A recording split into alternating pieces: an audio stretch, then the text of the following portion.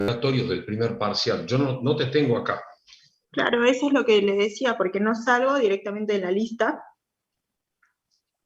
porque tengo Galindo Tapia, Alejandra Paola, pero es otra persona, nada que ver. Sí, es mi hermana. Sí.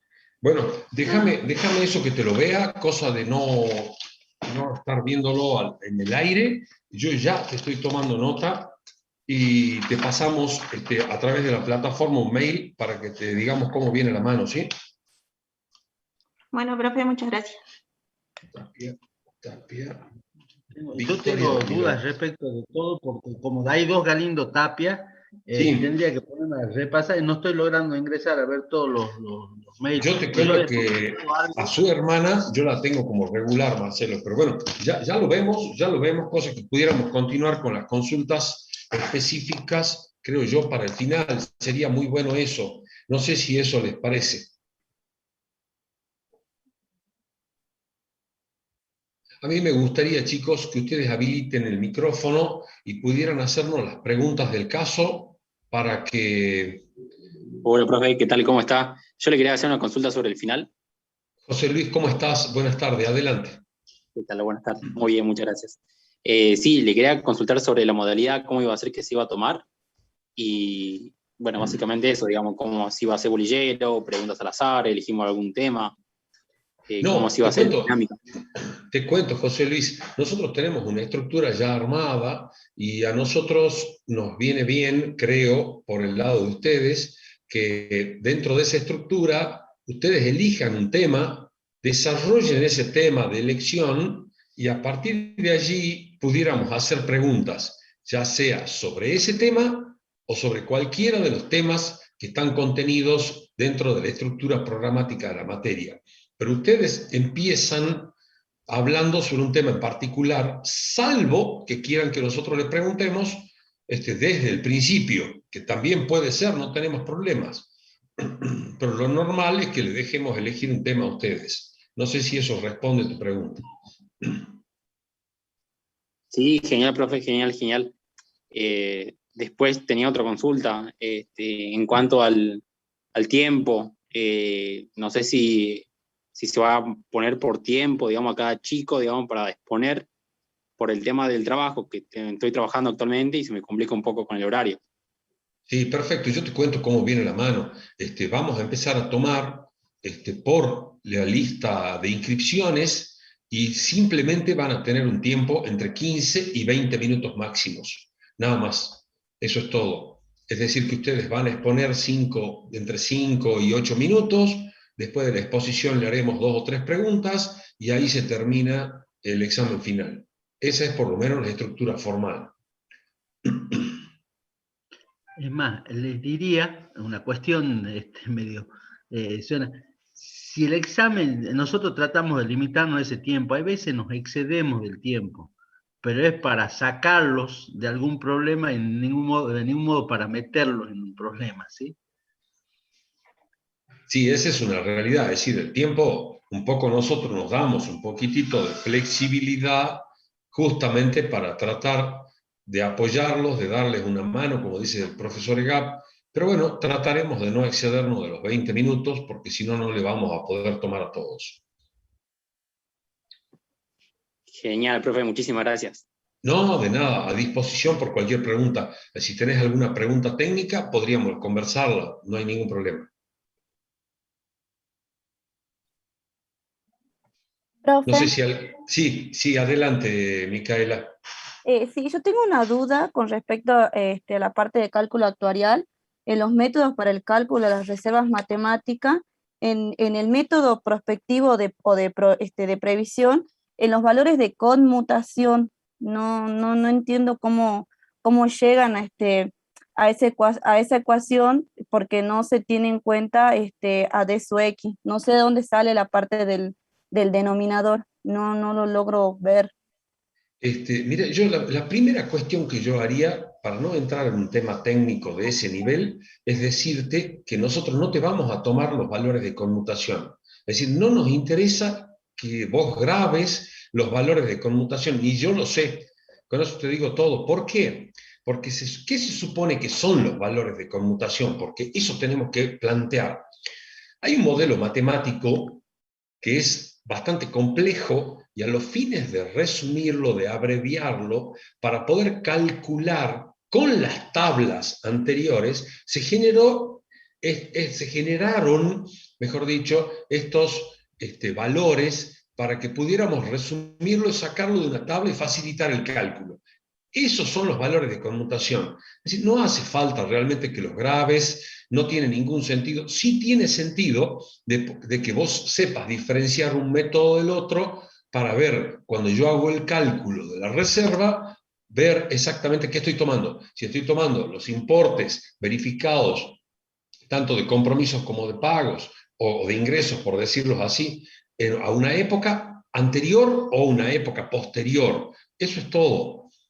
No quiero que se graben, o no queremos en la cátedra que se graben eso. ¿Querés hacer alguna aclaración, Marcelo? Adelante. Sí, yo quería hacer una aclaración respecto, obviamente estás hilando bastante fino. No, no, te lo digo así de frente y con sinceridad. No llegamos a preguntar jamás, no creo que ni siquiera en la época que tomamos escrito, que busquen el valor de conmutación de las reservas matemáticas, ¿sí? Porque como dice el contador Inamorato, ni nosotros nos lo acordamos. Sí, por ejemplo, vos me has hablado del método prospectivo de previsión, ¿sí? Sí que nos expliques, ¿sí? Cómo se calcula y en qué consiste, ¿sí? Pero de ahí a llegar, ¿sí? A que me digas cuál es el valor de conmutación, no llegamos, ¿no? A ese nivel de preguntas, ¿sí? Es más, yo si tendría que explicarte de vuelta ese valor de conmutación, tendría que, estaba buscándolo para tratar de compartir, tendría que verlo yo, porque sinceramente, obviamente, ni los recuerdo, ¿sí? Yo sé, es más, yo sé lo que es el sistema, en qué consiste y les explico, ¿sí? Pero para llegar a esos valores de conmutación, obviamente, tengo que trabajarlo, ¿sí? Y te empezar a trabajar desde el conocimiento previo y comprensión que tengo del tema, ¿sí? Ah, sí, profe, perfecto, porque yo el método, el retrospectivo sí lo entendí cómo se llegó todos los valores de conmutación, por eso, como no lo entendía, dije, por las dudas voy a preguntar, pero si ustedes me dicen que no me meta tanto ahí, con que lo No, sepa ya basta. no, es más, y yo te haría una pregunta, a ver, en serio, y de paso, ya que Sí. están varios chicos acá, a ver, ¿qué me tendrías que explicar del método? Ya que estamos, ¿no? Es decir, no, esto no es un examen más, y podés meter toda la pata. Es decir, ¿qué entendemos por el método de previsión? ¿Sí? ¿Qué es el método de previsión o método prospectivo? ¿Sí? Calcular el valor actual de la diferencia entre los pagos de los siniestros futuros y los cobros de las primas futuras. Perfecto, ahí ya me lo has definido y en qué consiste, ¿sí? Y qué significa una cosa y otra cosa podríamos profundizar, pero con eso ya me estás diciendo, ¿sí? Sí, esas son las cuestiones básicas que tenemos que saber. Y vos me has dicho clarito, es valor actual, dos cosas importantes dicho, ¿sí? Y los recalco para los chicos que están viendo el tema o lo están por ver. Valor actual de los siniestros, ¿sí? Futuros, del pago de los siniestros futuros, menos el valor actual, ¿sí? Menos el valor actual del cobro de las primas futuras. Y fíjense que me está cambiando la relación de orden respecto del primer método que ven, que es el retrospectivo. Generalmente el error que tienen o no logran verlo es eso. ¿Sí? ¿Y por qué? Yo haría una pregunta de comprensión en ese caso. Yo estoy suponiendo que estoy en un examen final, me estoy poniendo en la condición de, de examinador en un examen final. ¿Y por qué restamos en ese orden? ¿Qué queremos hacer y por qué decimos que resto siniestro, valor actual de siniestro menos valor actual de prima? ¿Por qué en este método hago eso? Es pregunta de Porque estaría comprensión. viendo cuánto dinero debería tener reservado. Exactamente, ¿ves? Se trata de una pregunta de comprensión. Un poco es para, porque muchos se preguntan y le tienen un poco miedo al examen, y la idea es apunta a ese tipo de preguntas. Explicación de qué consiste y explicación de los por qué. Y los por qué están vinculados con una explicación de comprensión, ¿sí? Entonces, ella me dio la respuesta, ¿qué es lo que deberíamos tener reservado? ¿Sí? Porque justamente por eso se llama método de previsión o método prospectivo, porque estoy mirando hacia adelante. Previamente haría otra pregunta yo. ¿Qué haría otra pregunta? Y estoy mirando hacia adelante, pero ¿en qué momento estoy mirando hacia adelante? Sería la otra pregunta de comprensión para ver si entienden el tema o si lo han En el visto. momento del balance. Perfecto. ¿Ve? Me estás respondiendo las preguntas que serían, las respuestas, perdón, que serían correctas y que yo te diría correctísimo en el caso de que estaríamos evaluando en un examen final. ¿Sí? Sí, son todas preguntas para que apuntan a la comprensión del tema, ¿sí? A la ubicación y de algún modo al conocimiento. La pregunta digamos, del momento del balance es una pregunta de conocimiento y de comprensión, ¿sí? Las dos cosas a la vez. Un poco, disculpen que me haya puesto a hacer estas preguntas, pero es con la idea para que ustedes tengan en cuenta cómo son estos exámenes finales, ¿sí? Es decir, no te voy a pedir, no se me ocurriría preguntarte, y decime ahora cuál es el valor de conmutación de ese método. No llegaría a preguntarte eso, ¿sí? Ni nos interesa tampoco que sepan eso, ¿sí? Nos interesa que sepan lo que acabas de responder y lo que estábamos preguntando, ¿sí? Perfecto, profe. Muchas gracias. De nada. ¿Habrá alguna otra pregunta, alguna otra duda? Estamos a disposición de ustedes. Buenas, profe. ¿Qué tal, Facundo? ¿Cómo estás? Buenas tardes. Quería hacer una consulta respecto a la unidad 7. En el último punto que dice primas de riesgo y de ahorros que no la dieron en la cursada. No las dimos, en principio no se toman, ¿sí? Ah, bueno, o sea que me quedo tranquilo. Sí, efectivamente no las dimos en la cursada, ¿sí? Lo que pasa es que son dos temas que nosotros normalmente, primero que no los damos y segundo que no los tomamos. Es decir, están dentro de la unidad, yo creo que deberíamos de sacarla a esta altura, no tienen mucha importancia dentro de la estructura del cálculo actuarial que nosotros pretendemos que ustedes sepan. Así que para la próxima planificación a presentar están afuera, no se preocupen. Muy buena pregunta la tuya, Facundo. Sí. Yo un poco, antes, ojalá lleguen más preguntas. Saben que los mayores problemas no lo estamos viendo, o por lo menos nos ha pasado en los coloquios estos que hemos tenido de promoción. Los mayores problemas no lo he visto yo en los temas de cálculo actuarial. Sí veo grandes problemas de comprensión e inclusive de falta de estudio y conocimiento de los temas esenciales de la materia, que están vinculados a las unidades 1 y 2 fundamentalmente, ¿sí? El tema del interés, de la teoría del interés, lo hemos visto, no sé si, espero que ustedes no estén en esa condición, pero lo he visto bastante flojo, ¿sí? No sé si ustedes tienen dudas, si hay alguna cuestión que quieren que profundicemos de estos temas, porque sí hemos notado, digamos, algunos, digamos, no en algunos errores, falta de comprensión y en algunos casos falta de estudio, ¿no? De esos temas. Como lo dan por hecho, como si ya lo supieran, ¿sí?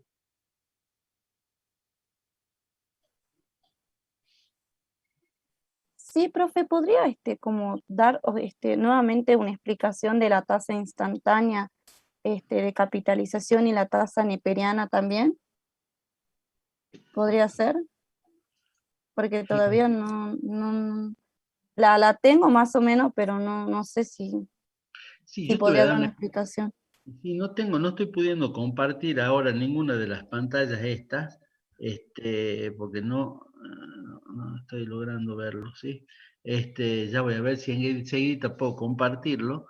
¿Querés que yo intente, Marcelo? A ver si puedo Bueno, compartir. trabaja en cada instante del tiempo. Ahora bien, esa tasa instantánea surge del concepto de tasa de interés. Es una tasa de interés. Y como toda tasa de interés es un concepto relativo. Decimos que la tasa de interés es el interés que produce la unidad de capital en la unidad de tiempo. ¿Qué particularidad tiene esta cuestión? De que la unidad de tiempo no es otra cosa que el instante. Entonces, ¿qué es lo que hacemos? Al igual que en la tasa de interés, relativizamos, ¿sí? Relativizamos dos cosas. Relativizamos el tiempo y relativizamos el capital. El problema de la relativización del tiempo en la tasa instantánea de interés se produce que el crecimiento del capital se da en un instante infinitesimal de tiempo. Entonces, ¿qué es lo que pasa? Cuando yo hago, ¿sí? Es decir, ¿Cuál es el valor que yo relativizo? Relativizo un valor de una función, el valor final de una función, f de n o f de t, menos, ¿sí?, el f sub 0, que es mi valor inicial. La diferencia entre ambos es el valor que se obtiene como consecuencia del transcurso del tiempo. Y después de eso, lo que yo hago es relativizar respecto de mi valor inicial, ¿sí? No sé si tenés un poquito más adelante el tema de tasa instantánea. ¿Querés el gráfico o querés el desarrollo? Si tenés el desarrollo, Acá está lo que yo tenía dentro del campo continuo, específicamente I', como la tasa está bien, instantánea, y no tengo el desarrollo que yo lo hacía en el está bien, pizarrón normalmente, pero simplemente están los modelos matemáticos. está bien, no importa, yo sigo con un poquito la idea del desarrollo, ¿sí? Que Sí, sin mostrarlo, pero explicándolo, ¿sí? ¿Qué es lo que hago? Relativizo f de t menos f sub 0 respecto, ¿sí?, del capital que le da origen, ¿sí?, y respecto del tiempo. Cuando relativizo respecto del tiempo, ¿sí?, no es otra cosa lo que yo obtengo que la derivada logarítmica de la función respecto de la función, ¿sí? Es decir, ¿por qué? Porque lo que voy a hacer va a ser, al relativizar respecto del capital, voy a tomar el límite cuando el tiempo tiende, ¿sí?, a cero, es decir, cuando se hace muy pequeño. Esa no es otra cosa que la derivada de la función. Y esa derivada de la función la divido por la función, al relativizar el capital, y estoy en presencia, ¿sí?, de la tasa instantánea de interés. O sea, la tasa instantánea de interés surge de esa relativización. Después, a partir de esa ecuación, ¿sí?, puedo encontrar mi monto. ¿Cuál es el tema? ¿Y cuál es el tema? Yo hablo genéricamente, y ahora sí me sirve lo que escribí el contador Inamorato, yo hablo genéricamente ahí de la tasa instantánea de interés y como una tasa única.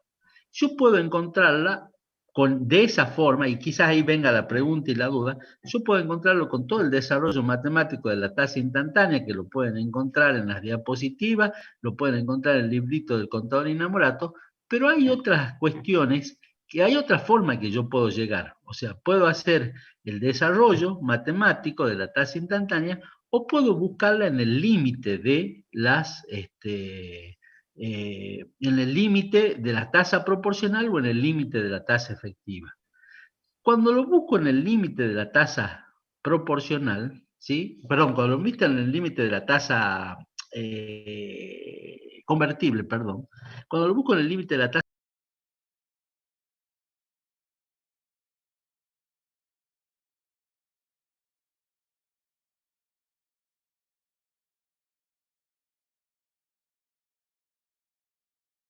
neperiana, esa capitalización, ¿sí?, es la de la tasa convertible.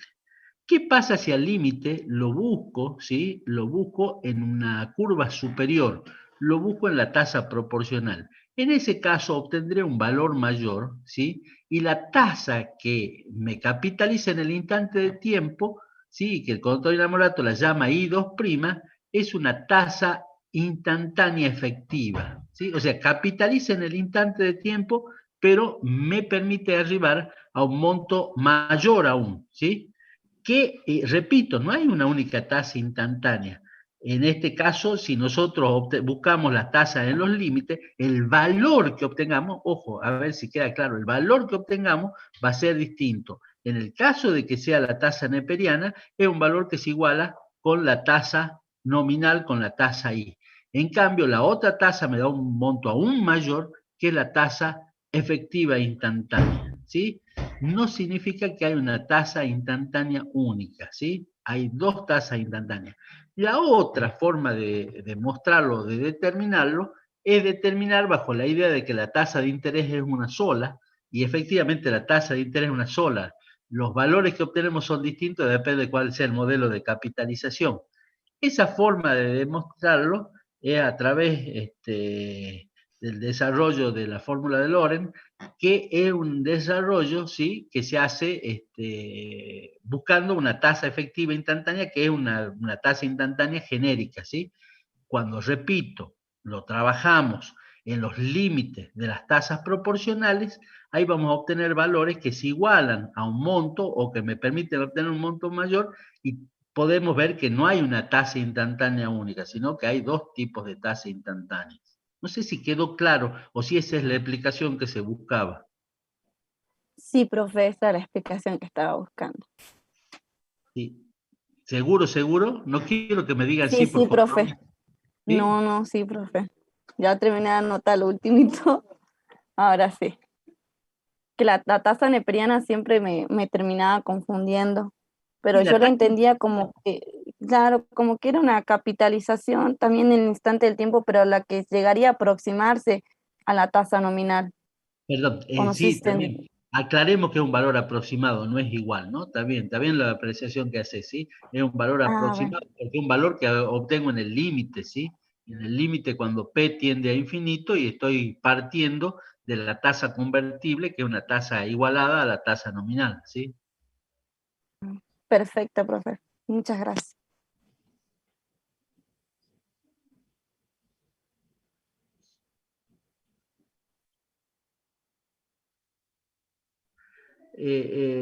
Vuelvo un poquito a la experiencia de los exámenes estos promocionales, de los coloquios de promoción, me llevan un poco a tratar de, si ustedes no preguntan, a yo tratar de ver si tienen claro, hablando de tasa convertible, de tasa equivalente, ¿sí? Ahí hemos notado muchísimas falencias, ¿sí? De falta de estudio, de que no lo ven, ¿sí? Y de falta de comprensión, particularmente de esas dos tasas. Yo sé que en la práctica trabajan mucho con la tasa efectiva, ¿sí? Y con la tasa proporcional, y que quizás no ven tanto en las clases prácticas el tema de tasa equivalente y convertible, pero nosotros sí se lo damos en la teoría, y al preguntarlo notamos estas dos cosas, que no lo ven, no lo estudian o que no lo logran entender. Otra de ¿Sí? las cosas que a mí me preocupó, ya saliéndonos un poquitito de lo que es el ámbito del cálculo financiero, del cálculo actuarial, es que cuando llevamos el análisis a otros espectros o a otros contenidos programáticos de otras materias, notamos, yo noté por lo menos una falencia tremenda en el área de contabilidad. Y a mí me preocupa, porque ustedes van a ser contadores públicos, van a ser licenciados en administración, ya han visto contabilidad, exposición de estados contables, y realmente no saben dónde ir a buscar la utilidad. Si yo tengo un estado contable, un balance, como le llamamos normalmente los contadores, no saben dónde ir a buscar una utilidad, no saben el concepto de una acción, de un debenture. Entonces, a mí me preocupa muchísimo. ¿Y eso en qué contexto lo vemos? Lo vemos en el contexto de la unidad 5, que es endeudamiento en gran escala, en préstito, cuando preguntamos que nos digan cuál es la diferencia entre un título de renta variable y un título de renta fija. Entonces, cuando hablan de títulos de renta variable, parece que lo estudian de memoria, y entonces dice, son las acciones. Pero no tienen la concepción armada del todo, porque no saben dónde ir a buscar esa variabilidad y cómo se da la variabilidad en la rentabilidad de ese título. Evidentemente que es un título de renta variable que depende de los dividendos que pueda pagar una empresa que está bajo la estructura de una sociedad anónima. ¿Y cómo vamos a darnos cuenta si tenemos rentabilidad o no? Es la pregunta que le decimos normalmente. Y bueno, ¿qué tengo que hacer yo como contador? Lo primero que tengo que pensar es que estoy posicionado a la fecha de cierre del balance, que tengo el balance en la mano, o sea, el estado patrimonial, el estado de situación patrimonial, como decimos normalmente, el estado de resultados, y tenemos que buscar allí. ¿Qué buscamos? Si la empresa tuvo utilidad o no para que pueda distribuirla a través de la distribución normal que se hace al final del ejercicio. Entonces, ¿cuál va a ser la rentabilidad de una acción? Y no va a ser otra que la distribución que se haga de las utilidades a fin de año de acuerdo al tipo de acción que tenemos. Es decir, si una empresa no tiene beneficio, no tiene ganancias a fin de año, mal puede la acción retribuir una rentabilidad al titular de la acción. No sé si que eso queda claro o hay dudas todavía como para que lo tomemos. Sí es importante charlarlo al tema, porque encima es algo que se da todos los días en nuestra profesión.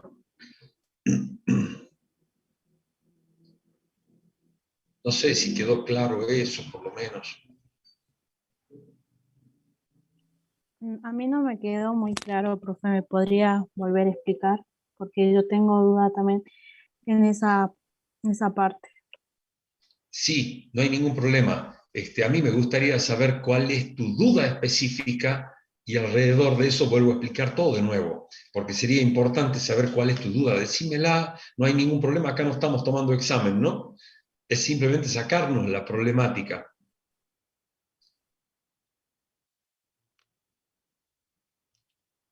¿Cuál Mi es la duda era duda? esa que había visto en las preguntas, por ejemplo, de la promoción, en la diferencia de renta variable y renta fija, y es como que ahí no tenía bien en claro yo. Claro, yo te cuento, Anaí, al respecto específico de la pregunta, la respuesta es sencilla, pero no hay que estudiarla de memoria porque nosotros se lo vamos a preguntar de diferentes formas para ver si, como decía el contador de Gap hace un ratito, si es que realmente ustedes han comprendido la problemática. Entonces, nosotros tenemos dos análisis fundamentales dentro de esta pregunta. La primera es: ¿a qué nos referimos con un título de renta fija?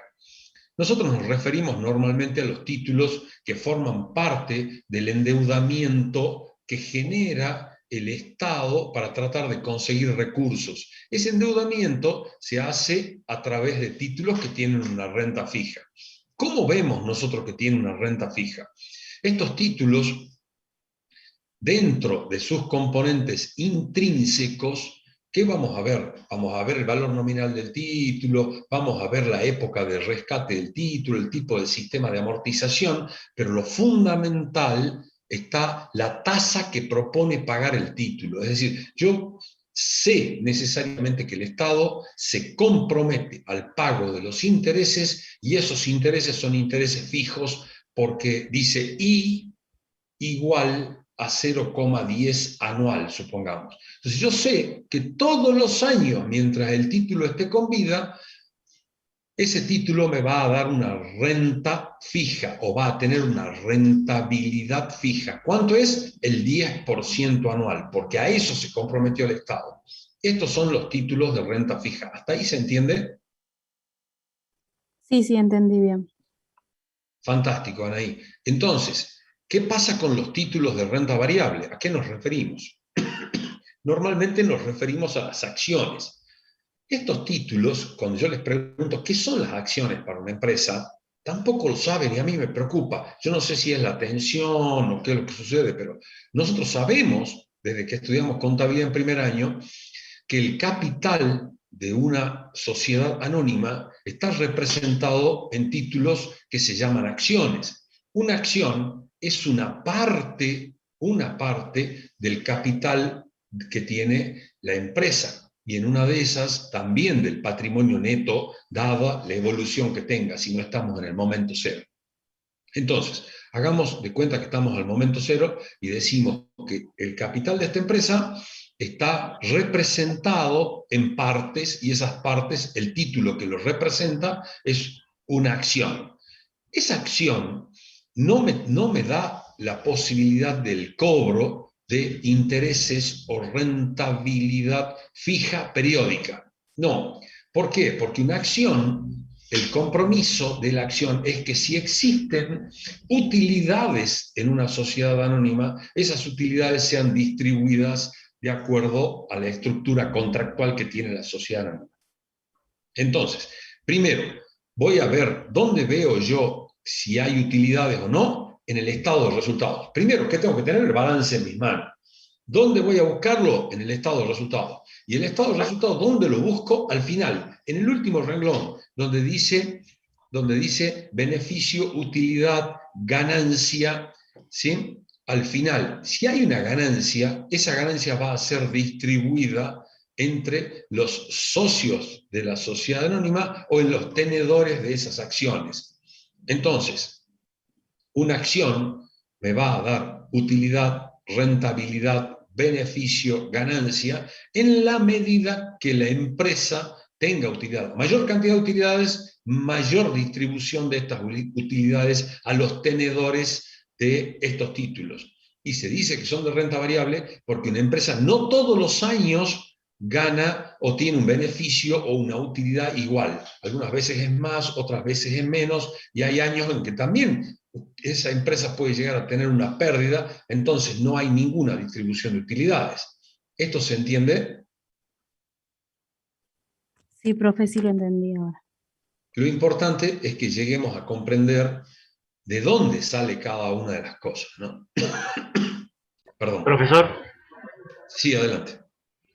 y ahí también dependería de qué porcentaje tengo yo de la acción. Por ejemplo, si yo tengo un 10% de acciones y usted un 20%, más allá que la utilidad sea, no sé, de 200.000, a mí me corresponde el 10% y a usted el 20%. ¿No es así? Es correcto, lo que vos decís es correcto, y más aún todavía, si nosotros queremos analizar más profundamente, por ahí hay acciones que son privilegiadas, hay acciones que son comunes, es decir, que tienen otras características, ¿sí?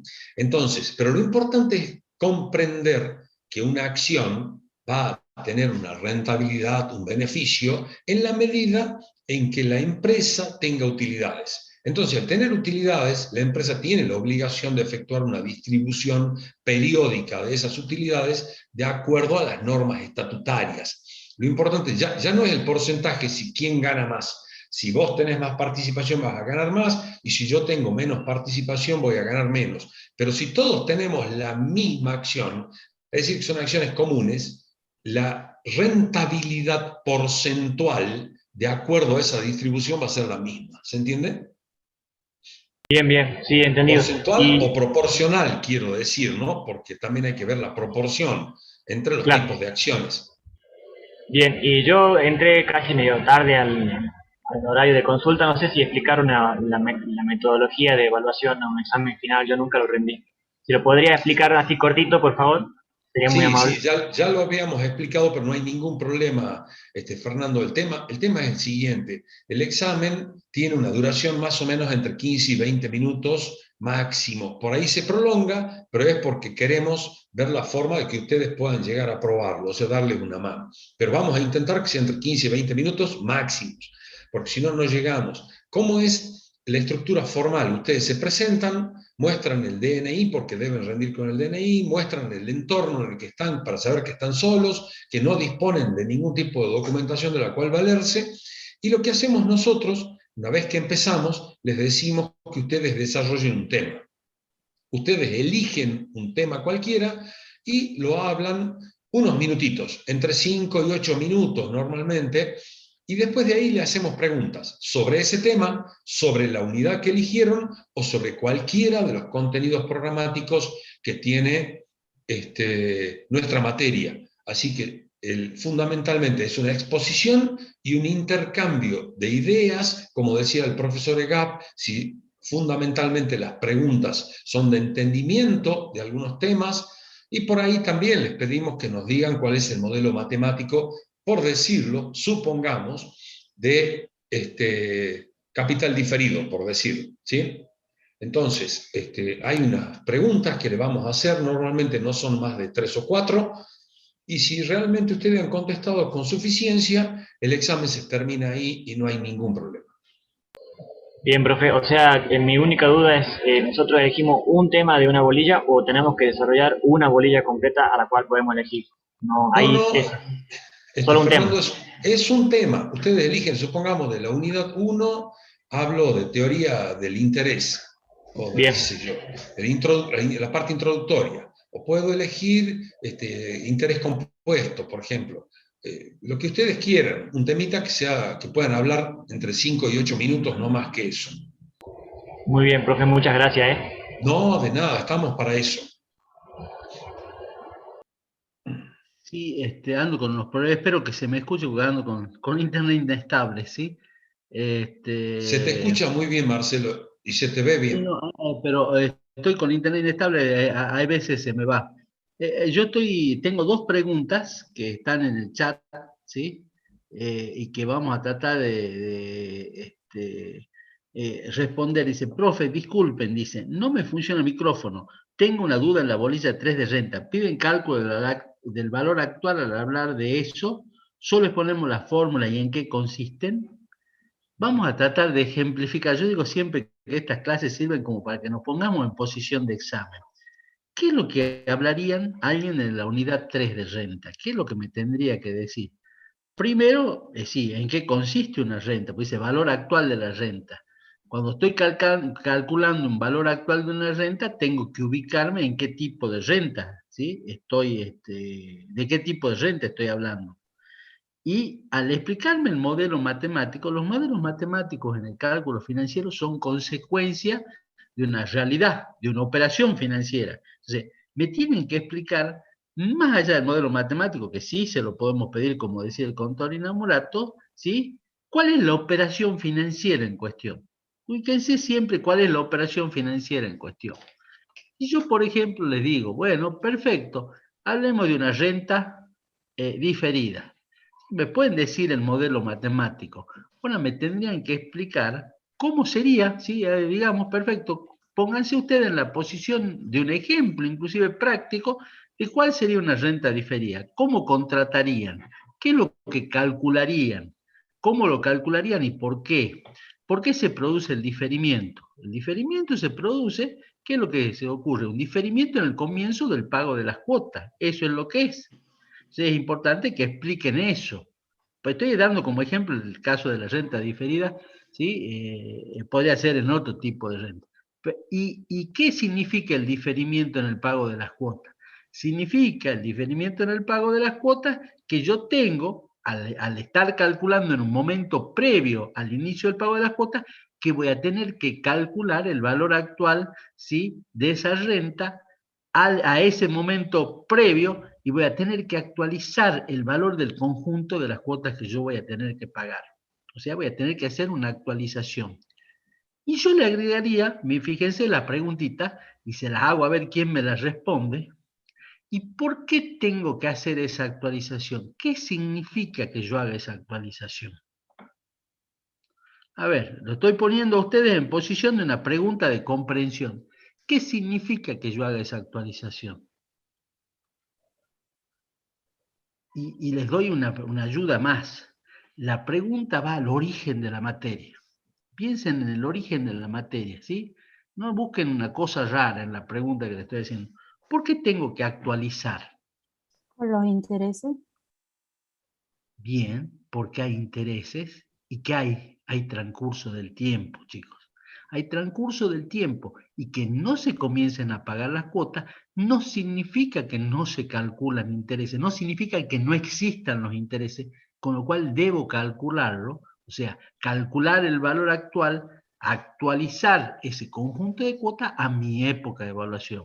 Entonces, la pregunta apunta a eso, fíjate lo que acaba de responder Anaí, ¿sí? ¿A qué hay intereses? Es decir, en ese transcurso del tiempo que va desde el momento en que yo hago el cálculo de la renta hasta el momento en que comienzan a pagarse las cuotas, ¿sí? Hay intereses, ¿sí? Hay transcurso del tiempo. Si hay transcurso del tiempo, hay intereses. Entonces, en consecuencia, tengo que tenerlos en cuenta y en este caso actualizar a ese momento.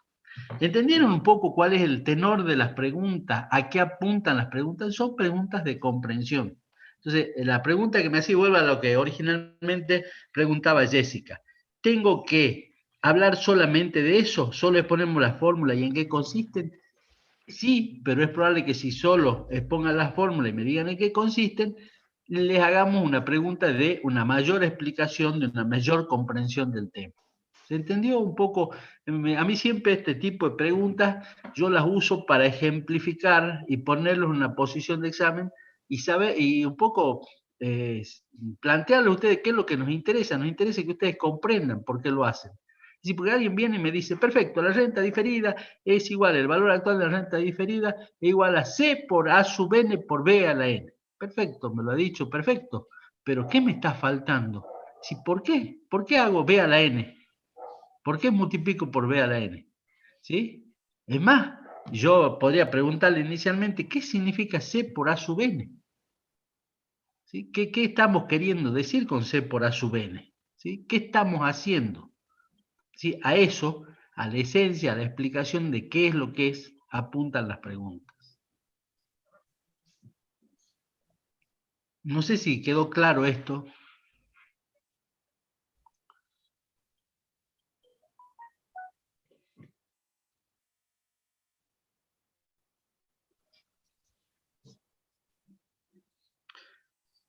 Sí, hay algunas respuestas de lo que yo preguntaba, decía hay indiferimiento en el comienzo de los pagos.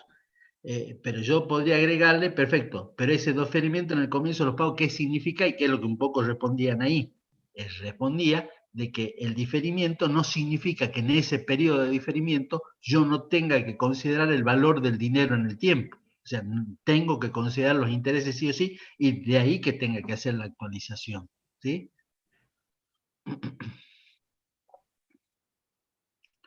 Hay una indicación de que sí se entendió, ¿sí? Después hay otra pregunta, pero no sé, no quiero irme a este tema antes de estar seguro de que se entendió dos cosas, ¿sí? ¿Qué es lo que tienen que estudiar? ¿Qué es lo que tienen que entender ustedes? Y si quedó claro la explicación que se dio.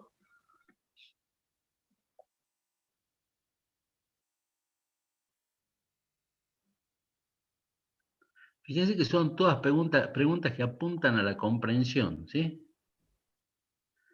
Si ustedes me definen la renta y me dan la fórmula de manera muy bonita, ¿sí? Y yo les digo que no me alcanza si no me lo explican, ¿sí?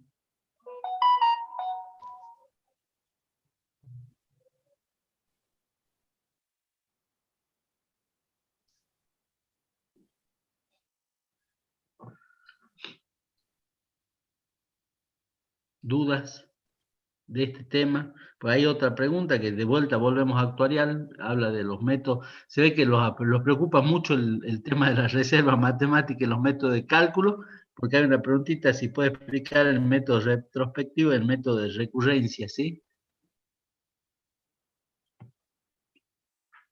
Yo voy a intentar compartir pantalla para responder esto, si es que, repito, no hay otra pregunta del tema de renta que veíamos recién. O después pueden volver a preguntar. Voy sobre la pregunta que está en el chat, ¿sí? Voy a ver si puedo compartir la pantalla. Hasta tanto lo hagas, quiero decirle a Javier que ya tomé nota de su pedido, lo mismo que en el caso de Victoria, así que están en mis manos estos dos temitas y ya los veo y se los paso a través de la plataforma. Gracias.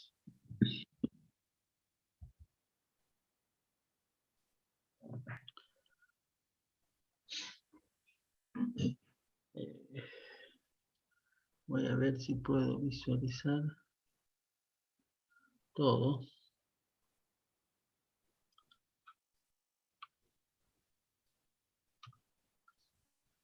No sé si están logrando ver la pantalla. Sí se ve, Marcelo, sí. Lo único que tenemos todo el PowerPoint completo. Si querés, podrías aplicar la pantallita abajo, en la barra de abajo, para que se unifique solamente la hoja que Pero querés. estaba viendo otra cosita. Esa es. Sí, pero quería ver, Ahí está, estar ahí en está, el tema. ahí Bien. está.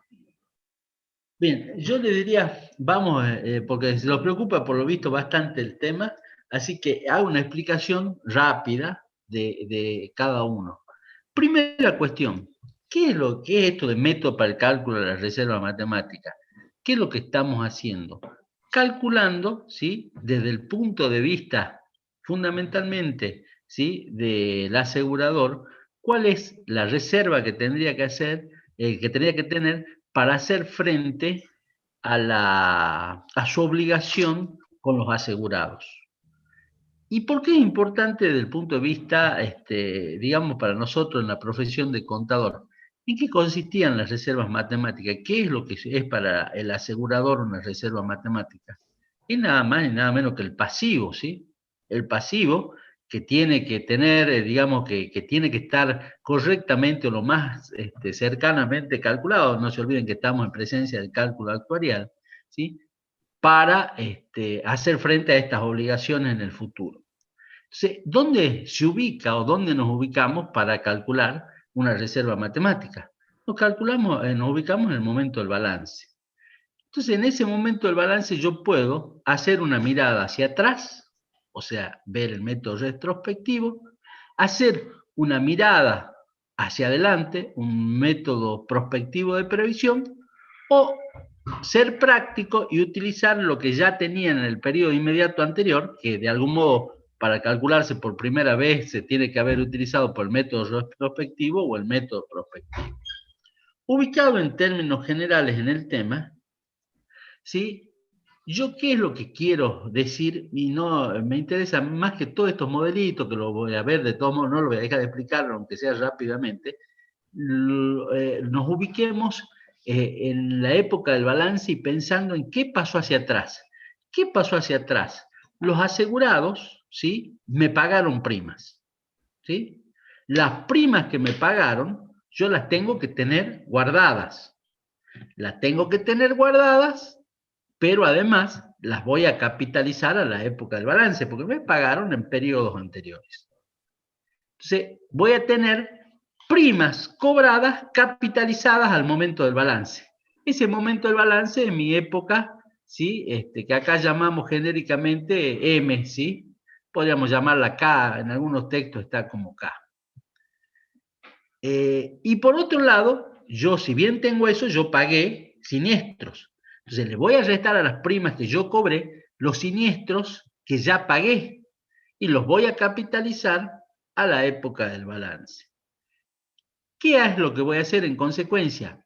Voy a sumar, ¿sí? Perdón, voy a tomar las primas cobradas capitalizadas al momento del balance y le voy a restar los siniestros pagados capitalizados también a la época del balance. ¿Con qué consideración de tipo general? ¿Sí? Con la consideración de que las primas se cobran a comienzos de cada periodo y los siniestros se pagan al final de cada periodo.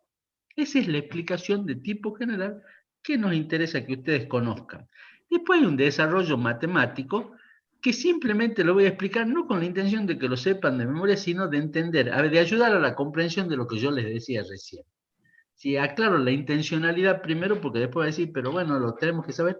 Fíjense qué pasó. En el primer año se pagaron P pesos, se cobraron P pesos de primas. ¿A quiénes se le cobraron? A las personas que tenían la edad X, a los L sub X. O sea, este P por L sub X es plata. Plata, cobré prima, ¿a quiénes? A los L sub X. ¿Y qué es lo que hice? ¿Sí? Lo capitalizo a esa suma que yo cobré a la época del balance, o sea, por 1 más I a la M. Y les resto los siniestros que pagué en ese primer año. ¿A quiénes le pagué los siniestros? A los que fallecieron entre las edades X y X más 1, o sea, a los D sub X. Yo le pagué S pesos, esto es S pesos, a los D sub X, a las personas que, obviamente a los beneficiarios de las personas que fallecieron entre esas edades. Pero lo tengo que capitalizar hasta la época del balance. ¿Por qué capitalizo por M-1? Y acá por M. Acá por M porque lo cobré al comienzo del año y acá por M-1 porque lo pagué al final del año. ¿Sí? Fíjense que este modelo matemático, repito, no es con la intención de que ustedes memoricen el desarrollo, sino al contrario, que se aprenda, que se entienda qué es lo que yo estoy haciendo. ¿Sí? ¿Qué es lo que se hace en el segundo año? ¿Sí? Se cobra de vuelta las primas, ¿sí? ¿A quiénes? A los que estaban con vida en ese momento, que son los L sub X más 1. Esto es plata. Y lo capitalizo, ¿sí?, por M menos un periodo. ¿Y qué pasa en ese segundo año? Pago siniestro. ¿A quiénes? A los que fallecen entre las edades X más 1 y X más 2 y capitalizo esa plata. Y así periodo a periodo. La sumatoria, ¿sí?, de estas operaciones algebraicas de suma y resta son lo que me dan mi prima con el método retrospectivo. ¿Por qué apuntaba a explicar el modelo matemático? Con la idea de que se entienda qué es lo que estamos haciendo. capitalizando las primas cobradas, ¿sí? Y restándole a eso los siniestros pagados. Estoy en el momento del balance y estoy mirando hacia atrás, por eso es retrospectivo. ¿Sí? Estoy mirando hacia atrás. ¿Y qué miro hacia atrás? Repito, lo que yo ya cobré menos lo que yo pagué.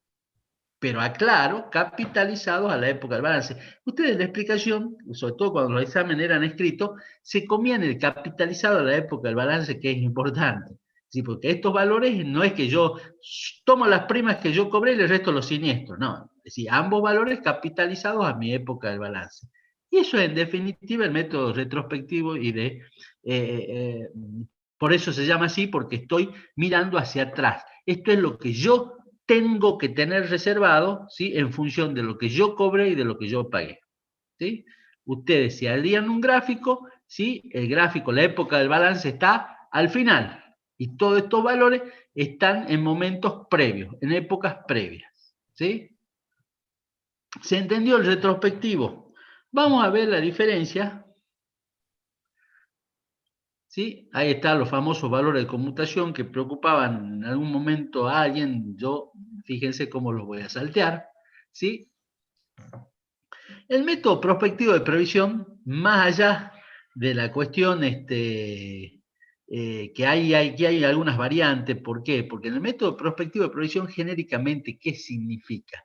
Significa que yo estoy mirando hacia el futuro. Estoy en la época del balance y lo que yo tendría que tener reservado no lo miro en función de lo que yo cobré y pagué, sino lo miro en función de lo que va a pasar en el futuro, de lo que yo tendría que pagar y de lo que yo tendría que cobrar.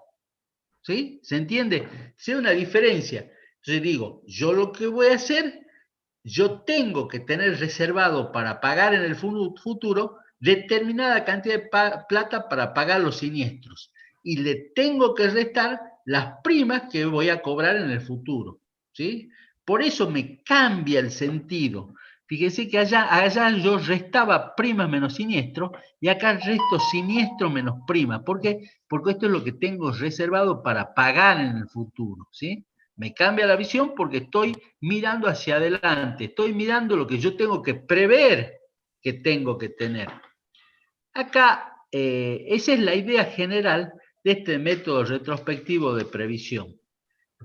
Volviendo un poquito y para explicar, para ayudarnos a entender el modelo matemático, más allá de que, fíjense que yo tengo que prever qué es lo que tengo que tener para el futuro, y es distinto prever si el seguro va a ser un seguro de vida temporario o va a ser un seguro de vida entero, ¿sí? Porque en un caso llega hasta N y en otro caso llega hasta el final. Pero de todos modos la idea es la misma. Fíjense que en un caso de seguro temporario, o sea, si yo estoy parado, es un seguro contratado hasta determinada edad, yo la actualización la voy a tener con una fecha cierta, que es actualizar esos valores desde N, ¿sí? Hasta el momento en que yo estoy ubicado, que es M. Fíjense acá un poco la diferencia. Yo voy a cobrar el primer año, tengo que pensar que en el primer año yo voy a tener que pagar siniestros. Esos siniestros que yo voy a pagar, se los voy a pagar a las personas que fallezcan entre las edades X más M y X más M más 1, de ahí que tenga S por D sub X más M. Y esa suma que yo tengo que pagar en el futuro la voy a actualizar un periodo porque la voy a pagar al final del año.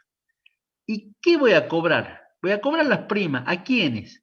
A los que están con vida a la edad de X más M. No se olviden que yo estoy ubicado, ¿sí? En el momento del balance y ya han transcurrido, ¿sí?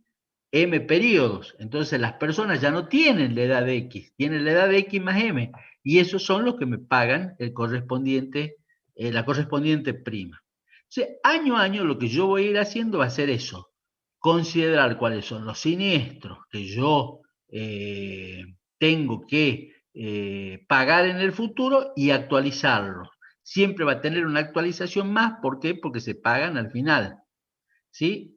Respecto de la prima que va a tener una actualización menos porque se cobra al comienzo de cada periodo.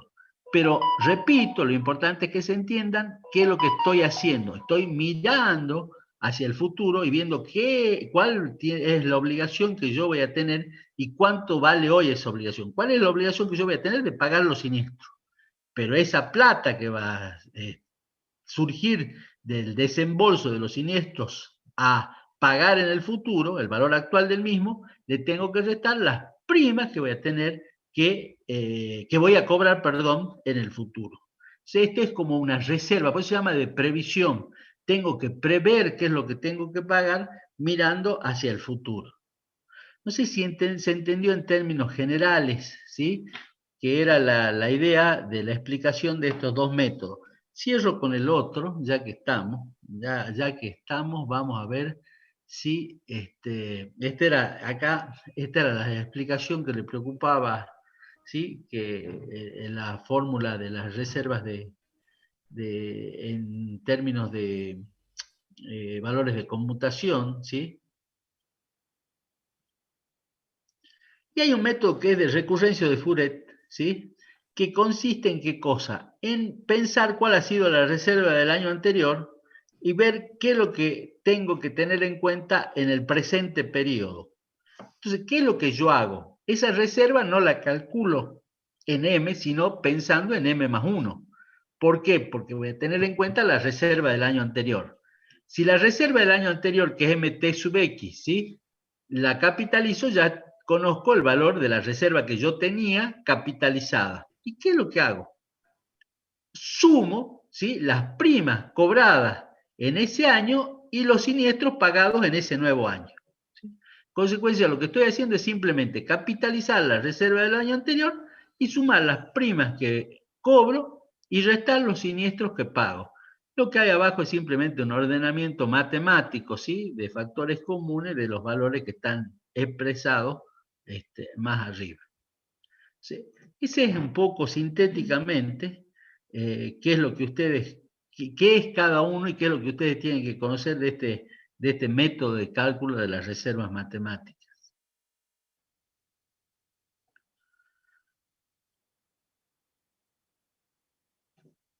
¿Se entendió? ¿Qué pregunta? Voy a dejar de compartir, porque sé que no nos vemos. ¿Qué preguntaría en estas circunstancias yo, sí? Por ejemplo, en un examen. Yo en vez de decir que me expliquen todo, ¿sí? ¿Por qué en unos restos, yo les podría preguntar, ¿por qué en un método resto prima menos siniestro y en otro siniestro menos prima? ¿Sí? Para que me expliquen. ¿Sí? Y no es que le esté preguntando nada extraño, sino es más bien una pregunta de comprensión.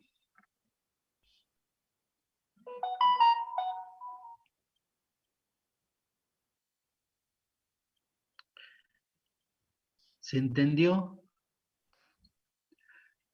¿Se entendió el tema y se entendió la idea de la pregunta? Es decir, fíjense que yo expliqué todo esto recién y después en vez de hacer una pregunta, a ver, explíqueme el desarrollo de tal, ¿no?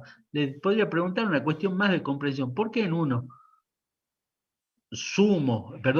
resto primas menos siniestro y en otro resto siniestros menos primas? Esa es una pregunta de comprensión genérica y estoy pidiendo que me expliquen en definitiva los dos métodos.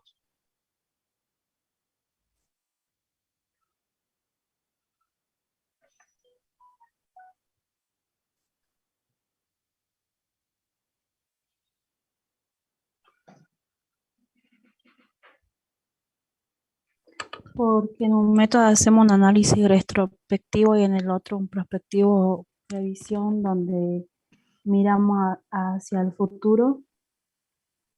Bien. Sí, ese un poco estás acercándote a la respuesta, ¿sí? Es exactamente eso, ¿sí? Sí. Y Yo la pregunta que haría es ¿dónde estoy parado exactamente en el análisis? ¿Dónde estoy el parado momento del exactamente? balance. Correcto. O sea, entonces nos ubicamos en el momento del balance y Claro. hacemos dos tipos de análisis, el retrospectivo y el prospectivo previsión. Claro, y yo lo diría, Anaí, a ver, otra preguntita cortita, esto ya es hipercomprensión. Estoy parado al momento del balance y con un método hacia dónde miro y con el otro método hacia dónde miro. Uno hacia el futuro y otro hacia atrás. Correctísimo. Y yo le haría una pregunta más que ya la dijo el contador Inamorato respecto de algunas falencias que existían. ¿Y qué estoy calculando? Es decir, contablemente, ¿qué estoy calculando? Hay 3 elementos en la ecuación patrimonial. ¿Qué elemento de El la ecuación pasivo. patrimonial? El Ah, bien, pasivo. perfecto. ¿Sí? A mí me Exactamente. acaba, sí, eso es perfecto. Parece que no puedo controlar mi ansiedad yo. Y a mí me acaba de ocurrir realmente, o sea, se me acaba de ocurrir el hecho de preguntarles a ustedes el cálculo actuarial, ¿para qué sirve? ¿Cuál es el objeto del cálculo actuarial? Porque esto pregunté muchísimo dentro de los exámenes coloquios para la promocionalidad de la materia y no sabían para qué sirve el cálculo actuarial. ¿Cuál es el objetivo del cálculo actuarial? Y la otra pregunta que yo hacía y que pienso volver a preguntar de nuevo en los finales es realmente en qué se fundamenta el cálculo actuarial. Sería que el objetivo minimizar el hecho aleatorio. Perdón, yo no te escuché muy bien porque tengo muy bajo el sonido. Ahora lo estoy aumentando. De vuelta, por favor, Anaí. Sería minimizar el hecho aleatorio. Minimizar el azar. No, vos vieras que no. No me gusta esa respuesta porque, a ver, muchas veces algunos alumnos han tratado de ubicarse y decirme de que en el cálculo actuarial sucede que estoy haciendo un cálculo en base a un suceso futuro, aleatorio, y que no sabemos si ocurre o no. Y que en el cálculo financiero estamos haciendo un cálculo cierto. Es cierto lo que dicen, pero hay otro objetivo más que tiene el cálculo actuarial y que hace a nosotros los contadores y los licenciados también. O sea, ¿qué queremos hacer? Y que coincide fundamentalmente con el cálculo financiero. Lo que queremos hacer es efectuar el cálculo, valorizar, poner en términos de pesos algo. ¿Qué cosas, por ejemplo? ¿Qué analizamos? ¿Qué estudiamos?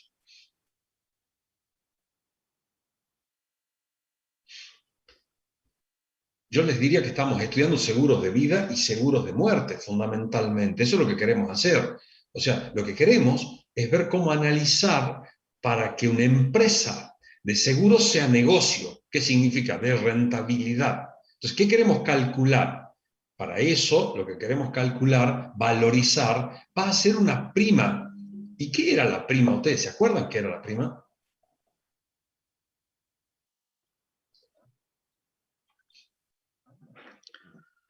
No era otra cosa, si yo se los cuento así fácilmente, no era otra cosa que la obligación del asegurado de pagar una suma, ¿a quién? A la compañía de seguro, para que la compañía de seguros se haga cargo de una indemnización si ocurre ese hecho futuro, aleatorio, y que no sabemos si se va a dar o no. ¿Se entiende eso?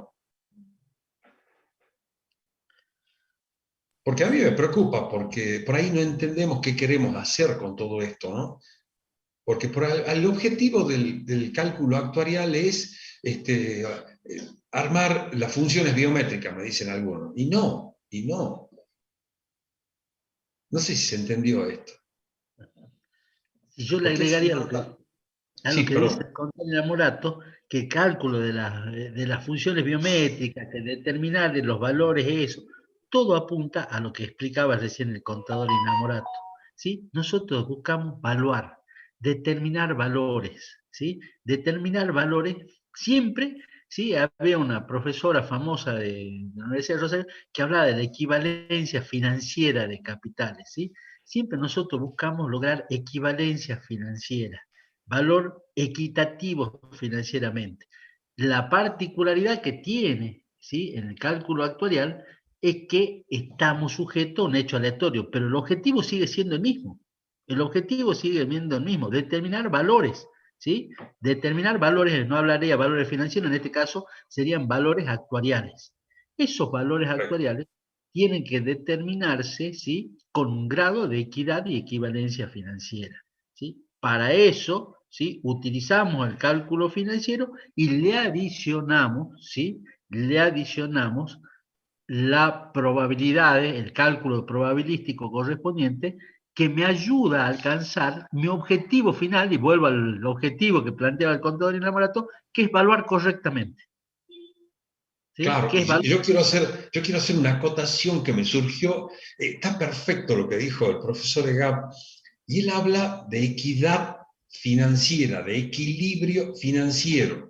Y en el cálculo actuarial estamos constantemente luchando con ese equilibrio financiero. ¿Y qué hacemos? Siempre igualamos las obligaciones del asegurado con las obligaciones del asegurador. Siempre las igualamos, siempre. A partir de ahí empieza el análisis. No sé si eso se entiende.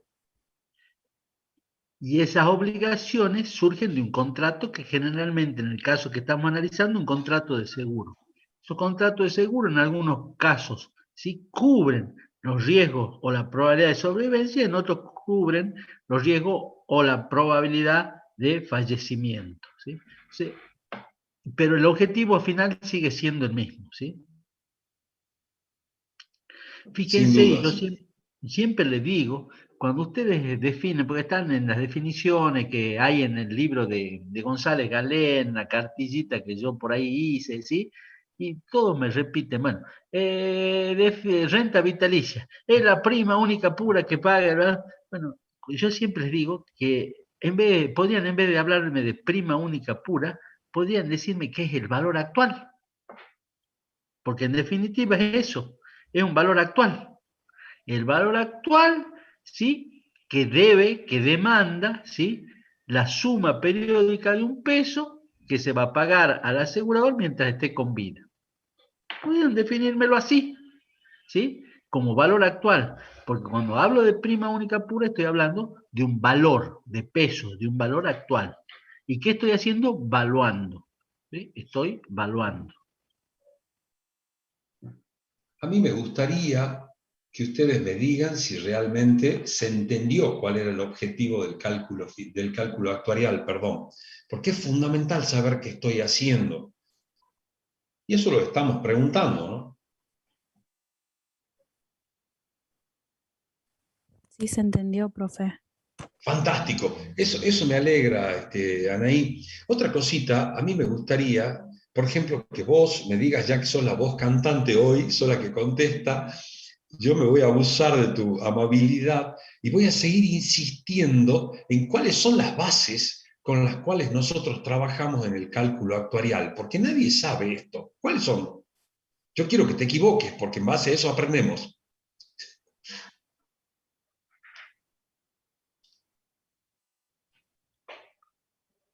¿Cuál crees vos que es la base con la cual nosotros trabajamos?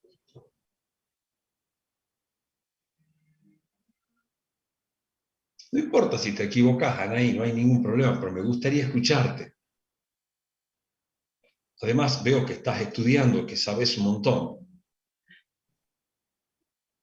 Si no se animan ahí, yo me animo de lo que me diría un alumno en examen. No entiendo la pregunta, profesor. Eso era lo que yo le pregunté. Está bien, me parece genial, me parece genial. Entonces, el tema es así. Cuando yo trabajo en cálculo financiero, la base, el sustento de todo nuestro análisis no es otra cosa que el estudio de los capitales que fluyen en el tiempo, ya sea en forma proyectiva o retrospectiva. Eso sí lo entendemos, ¿no? Es decir, el desplazamiento de un capital en el tiempo es la base de análisis del cálculo financiero. Y en el cálculo actuarial, ¿en qué nos basamos? ¿Qué analizamos? ¿Qué observamos? Porque antes de que nosotros pudiéramos generar una función biométrica, antes que pudiéramos generar una tabla, porque yo digo, primero está la tabla, después, o sea, la tabla de mortalidad me refiero, ¿no? Y yo genero una tabla de mortalidad y después genero funciones biométricas que me permiten estas estructuras, hacer los cálculos de una prima y ya preocuparme por las rentas vitalicias, una serie de cosas. Pero antes de la construcción de la tabla, yo tengo que tener un sustento de análisis. ¿Cuál es ese sustento de análisis? No sé si está clara la pregunta o no tengo la capacidad de cambiarla, ¿no? La ocurrencia de un hecho. La ocurrencia del hecho. ¿Cuál es el hecho? Contame, porque eso quiero. Si vos me decís cuál es el hecho, yo te voy a decir, hay algo antes, pero es fundamental saber eso. Por ahí vamos. Javier dice en la probabilidad. No, no, porque la probabilidad también, si la probabilidad de fallecimiento, la probabilidad de mortalidad, no dejan de ser herramientas que me permiten calcular. Pero antes, ¿qué estudio antes? En la ocurrencia del hecho, o sea, yo estudio el hecho. Estaba bien eso, Anaí, porque yo te quiero llevar más atrás todavía. ¿Cuál es el hecho que yo observo?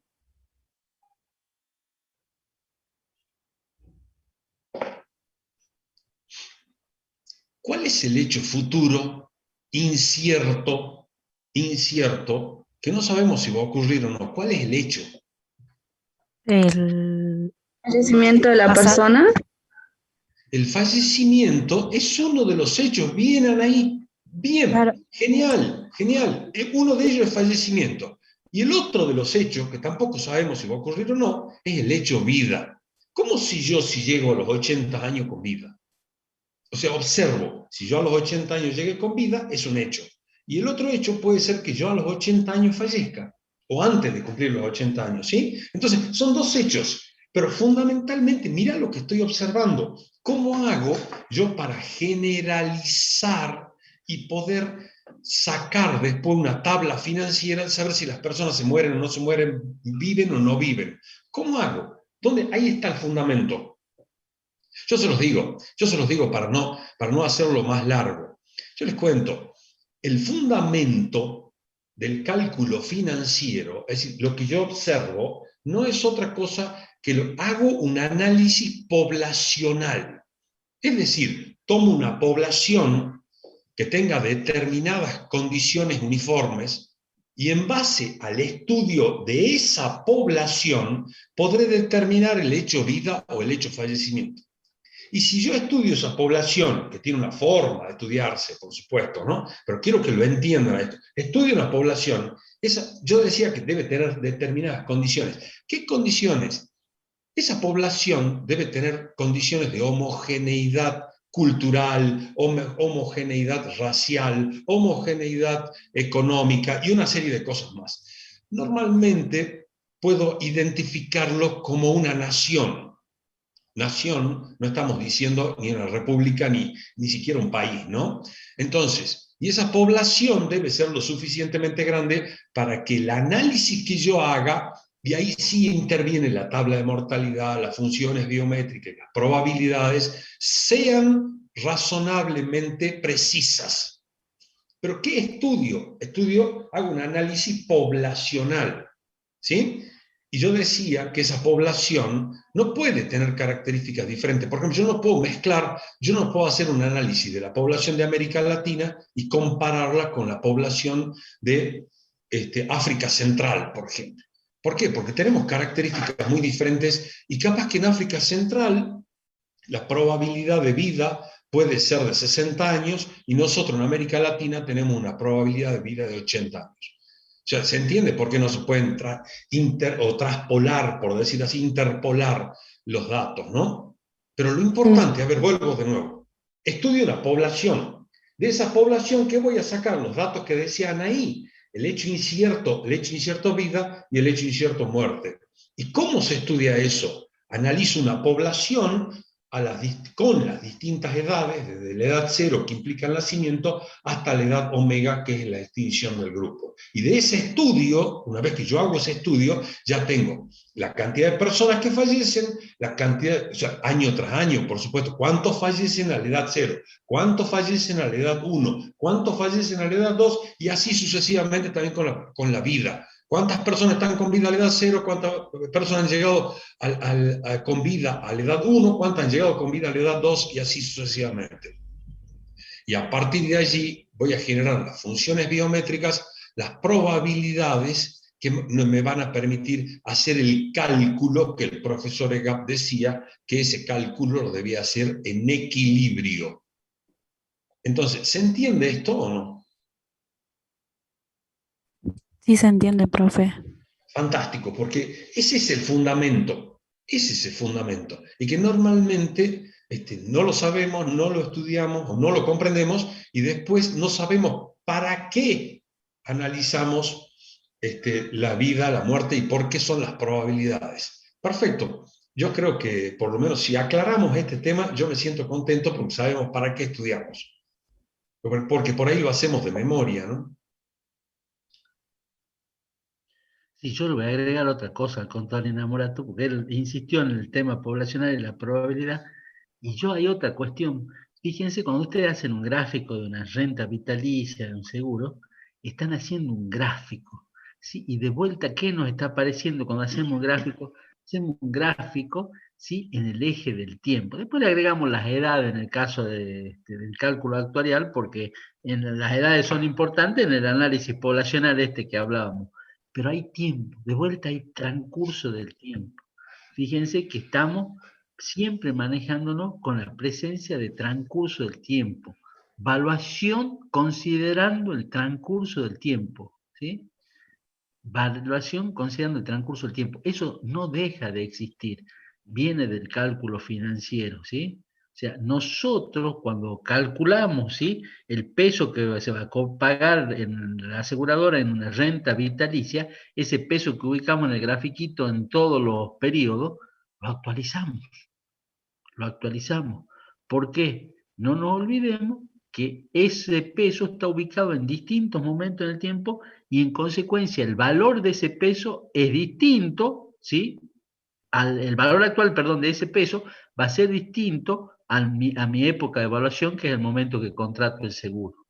¿Sí? No nos olvidemos que también existe el transcurso del tiempo, porque hay veces que hay un error en el cálculo actuarial de pensar, perfecto, no, son dos cosas estancas. Aquello que yo he visto en cálculo financiero ya pasó, este otro tema me centro en el tema de probabilidades, todo, y me olvido de la esencia de que acá estamos evaluando, ¿sí? Me olvido de que el capital es dinámico, está en distintos momentos del tiempo y que tengo que evaluar ese capital.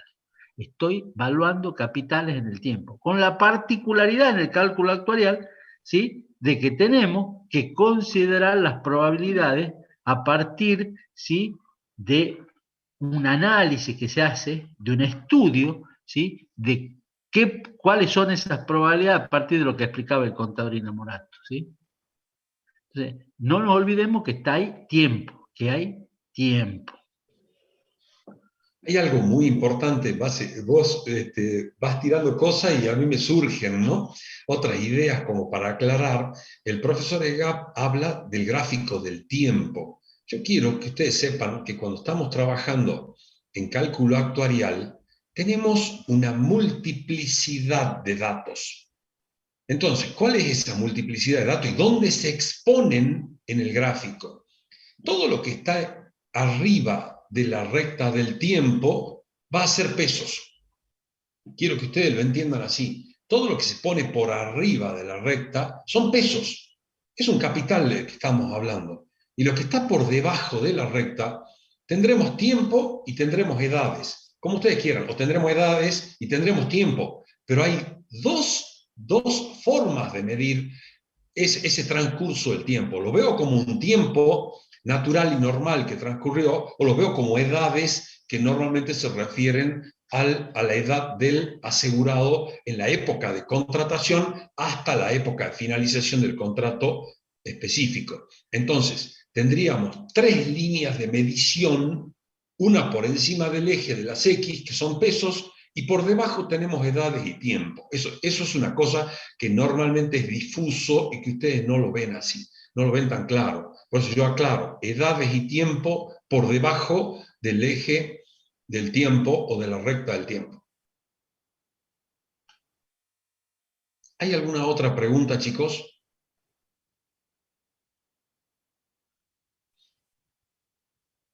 Bueno, yo quiero contarles que el día lunes nos vamos a volver a juntar de nuevo a las 18 horas en otra clase de consulta y nuestro examen va a ser el día miércoles.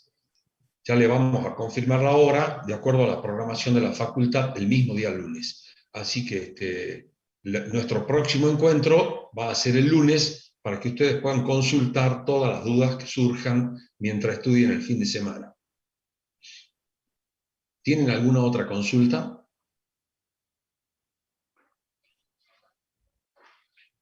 Ah, qué buena pregunta. Acá en el chat la acabo de ver.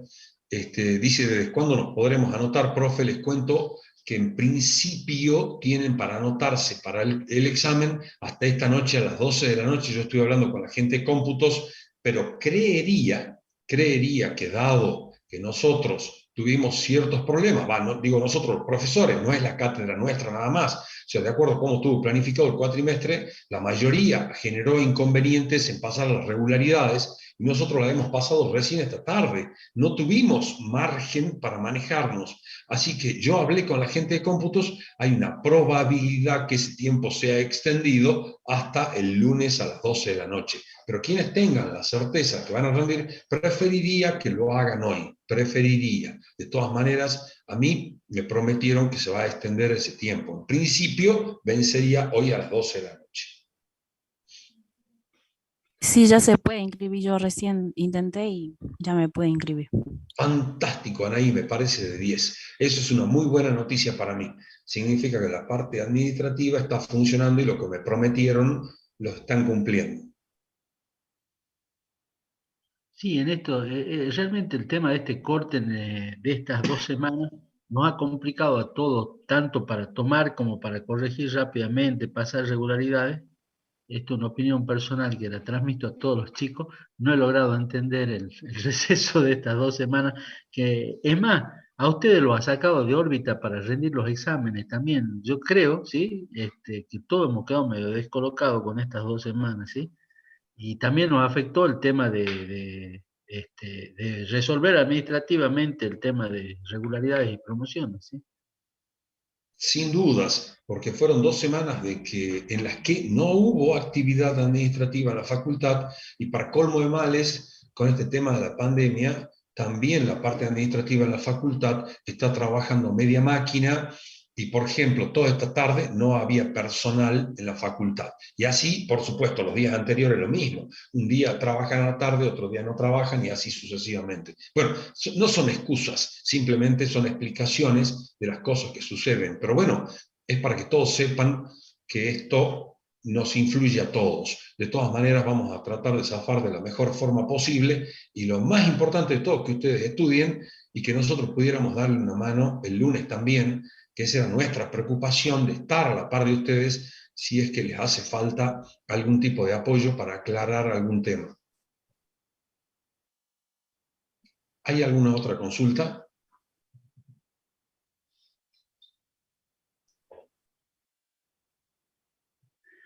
Bueno, si no hay otra... Perdón, no sé, Marcelo, justo querías decir algo. Apareció una consulta, profe, una consulta. ¿A qué se refiere al punto monto con tiempo fraccionario, teoría del interés? En realidad tenemos toda la intención de sacarlo al monto con tiempo fraccionario. Es más, si ustedes van al libro de Gianeschi, van a encontrar el monto con tiempo fraccionario como tema, ¿sí? Se refiere a fraccionar el tiempo, cosa que nosotros tratamos de que no hagan cuando desarrollan los casos prácticos. ¿Se acuerdan que nosotros decimos el tiempo no lo fraccionan? Ustedes tienen que buscar la tasa correspondiente para trabajar si existe una capitalización subperiódica, lo que buscamos es la tasa correspondiente y no fraccionamos el tiempo. Sí hay cálculos, ¿sí?, que se pueden hacer fraccionando el tiempo y probablemente le dé correctamente. Nuestra idea es que manejen correctamente las tasas y no que se reduzca esto a fraccionar el tiempo. Por eso generalmente, y dada la explicación del caso, tratamos de que no trabajar con tiempo fraccionario y de no pedirles el tema de monto con tiempo fraccionario, ¿sí? El único caso que fraccionamos el tiempo, si ustedes recuerdan bien, es cuando trabajamos en renta con capitalización, rentas fraccionarias, ¿sí? Que ahí, para explicarlo un poquito al desarrollo, podemos fraccionar el tiempo. Pero la idea es que no se fraccione el tiempo, y detrás de esa idea generalmente no hablamos de monto con tiempo fraccionario. Me parece excelente la explicación, Marcelo, y prometido que en la próxima planificación también vamos a sacar esto, porque bien lo dijo el profesor Egap, defendemos que el tiempo sea entero, y en base al tiempo entero en el que estamos trabajando, encontremos la tasa respectiva. Esa es la idea. A mí me alegra de que existan personas que están leyendo detenidamente los contenidos programáticos y por eso está saltando esto. A mí me alegra.